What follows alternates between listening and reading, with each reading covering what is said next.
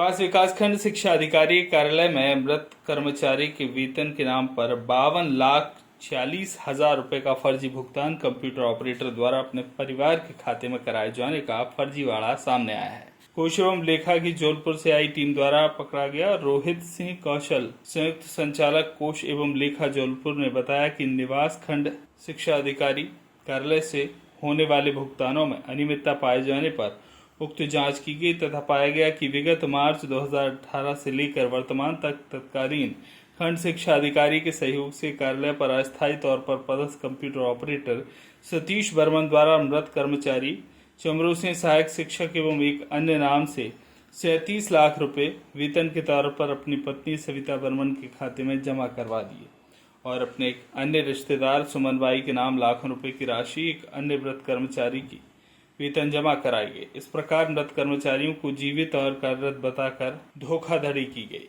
क्योंकि मृत कर्मचारी के मृत्यु प्रमाण पत्र सहित समस्त दस्तावेजों की कार्रवाई इसी कार्यालय से की जाती है। फिर मृत कर्मचारी के नाम से 4 से 5 वर्षों से वेतन निकल रहा है। खंड शिक्षा अधिकारी कार्यालय सहित कोषालय के कर्मचारी अधिकारी की मिलीभगत के बगैर ये कैसे संभव है?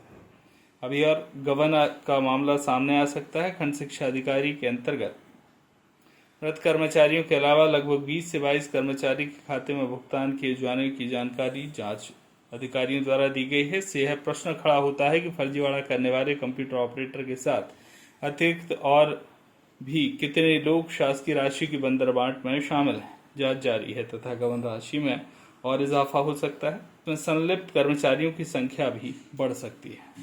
एक बहुत सोफिस्टिकेटेड टीम आज की डेट में भोपाल में बैठी हुई है और वो लगातार पूरे एमपी में जो ट्रांजैक्शंस होते हैं उस पर निगाह रख रहे हैं।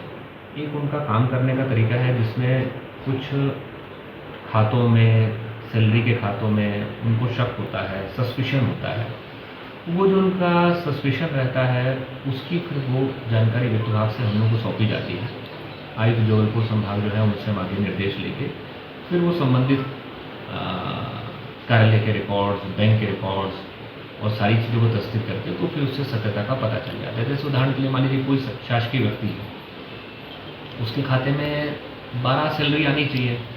अब मान लीजिए अगर उसको 1 लाख रुपए प्रति वर्ष मिलता है तो साल में 12 लाख रुपए आना चाहिए। अब उसके खाते में 16 लाख, 17 लाख, 18 लाख आ रहा है तो वो उससे एक हल्का सा आभास होता है कि ये पैसा काहे का आ रहा है, टीए का है, फिर क्या। वो जब जाँच आती है तो फिर सारी चीज़ें बिल्कुल साफ हो जाती हैं।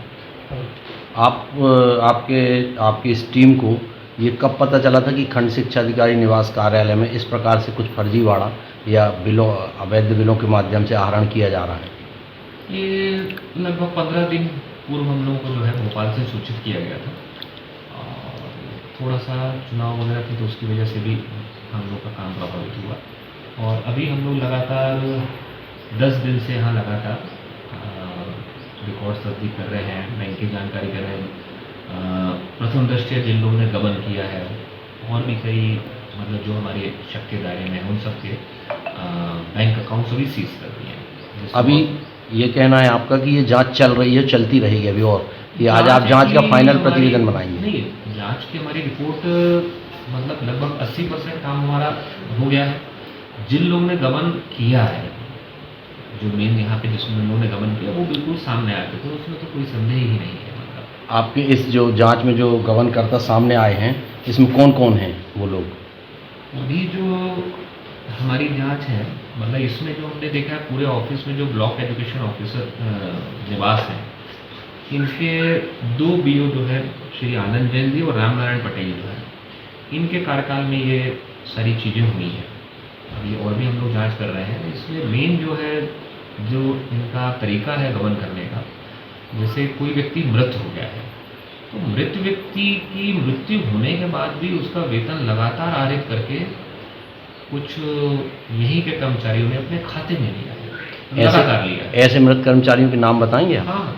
और दूसरा तरीका जो है वो ये है कि जो छात्रवृत्ति है, छात्रवृत्ति जो है वो संबंधित बच्चा है जिसके भी लिए सरकार की तरफ से नियोजित की गई है, सिर्फ और सिर्फ उसी के खाते में जानी चाहिए, उसके अलावा किसी खाते में नहीं गई। तो कुछ जो ये दोनों टीचर्स हैं क्या? जी हाँ। कुछ जो टीचर्स हैं उनके खाते में इस तरह का ही अनियमित भुगतान हुआ है।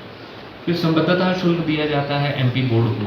वो पैसा भी जो है तो कायदे से बोर्ड को ड्राफ्ट के माध्यम से या किसी के माध्यम से देना चाहिए, वो भी उन्होंने अपने खाते में लिया है। जो सामान्य तौर पे कर्मचारियों को हाउस रेंट अलाउंस मिलता है, उसको भी बढ़ा के लगभग 3-3.5 लाख के आसपास का जो है अधिक राशि का भुगतान मतलब प्राप्त किया संबंधित लोगों ने। ऐसे कितने का मेन जो हमारा अप्रॉक्सीमेटली ये फोकस है, इसमें आप कुल 52,45,000 का तो सीधे गबन है। 52,45,000। हाँ, और इसमें जो प्रथम दृष्टिया है कि ये यहाँ पर सतीश कुमार बर्मन जो है वो यहाँ शायद कंप्यूटर ऑपरेटर का काम करते थे जी। और उन्हीं के खाते में जो मृत कर्मचारी हैं उनका पैसा लगातार जा रहा है। जैसे एक श्री चमकलाल मार्को जी है, चमन हुआ सर, चमन है कि चमरूलाल सॉरी, श्री चमरूलाल मार्को जी हैं, उनकी मृत्यु 8/2020 में हो गई है। उसके बाद भी उनका वेतन लगातार वो अपने खाते में लेते रहे। ये लगभग 11 लाख की राशि ली है। क्या पद था इनका चमरूलाल का? सहायक शिक्षक थे। अच्छा, सहायक शिक्षक। हाँ ठीक है ना, हो गया, ठीक है। उन्होंने ये पैसा जो है खुद अपने खाते में भी लिया है, अपनी पत्नी के खाते में भी लिया है और अपने कुछ परिवार के सदस्यों के खाते में भी लिया है। तो श्रीमान जी हमको ये बताएंगे कि ये राशि क्या बिना डीडीओ के हस्ताक्षर से निकल सकती है क्या? नहीं, ये तो पूरा इलेक्ट्रॉनिक ट्रांजैक्शन है और जो भी तत्कालीन ब्लॉक एजुकेशन ऑफिसर रहे हैं उनके लॉगिन पासवर्ड के माध्यम से ही सारी चीज़ें, मतलब उनकी संलिप्तता है, आप मानते हैं जांच में उनकी संलिप्तता? IT एक्ट 2000 का भी रिसेंट गवर्नमेंट का आया है, तो जिसके लॉगिन पासवर्ड से सारी चीज़ें हुई हैं वो इस दोष से बच नहीं सकते। सर कितनी सदस्यीय टीम ने ये जांच की और जांच अभी चलेगी या आज समाप्त? नहीं, ये तो जांच अभी प्रेमगढ़ बस्ती सहायक संचालक हैं पटेलिया जी हैं, प्रेमशंकर झारिया जी हैं। ये तो एक प्राइमा फेसी अभी हम लोग 1 करोड़ के आसपास तो पहुंच गए हैं, ठीक है ना। अब ये कुछ और बैंक अकाउंट्स हैं, कुछ और इसके साथ लिंक होती हैं। जब जैसे किसी परिवार का एक सदस्य है, अभी उसके एक खाते की जानकारी मिली है, कई बार उसका एक आध खाता और सरफेस में आता है, तो धीरे धीरे करके ये सारी चीज़ें कंप्लीट होती हैं। इसमें श्रीमान जी ये बताएं कि मंडला का जो जिला कोषालय है उनके अधिकारियों की संलिप्तता के बिना क्या ये कार्य संभव हो सकता है?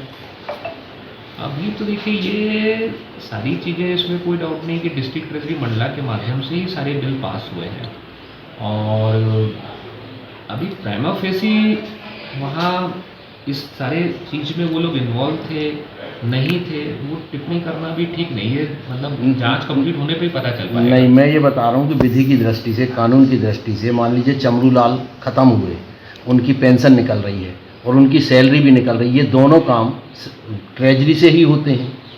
ये दोनों काम, उसकी पेंशन भी निकल रही मृत होने के बाद और उसकी सैलरी भी निकल रही, तो क्या ये ट्रेजरी ऑफिसर्स के ध्यान में नहीं आया?